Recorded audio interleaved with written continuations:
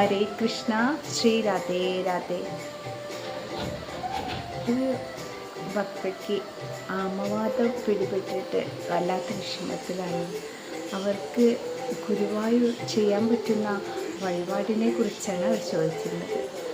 അപ്പോൾ ഗുരുവായൂർ എന്ത് വഴിപാട് ചെയ്യാം, ഭഗവാനെ സന്തോഷത്തോടെ ചെയ്യുന്ന ഏത് വഴിപാടും ഭഗവാൻ നന്നായിട്ട് സ്വീകരിക്കും. എന്നാൽ ഗുരുവായൂരിലെ ഏറ്റവും പ്രധാന വഴിപാട് എന്താ? ആടിയ എണ്ണ. ഈ ആടിയ എണ്ണ നമുക്ക് ഷീറ്റാക്കിയാൽ കിട്ടും.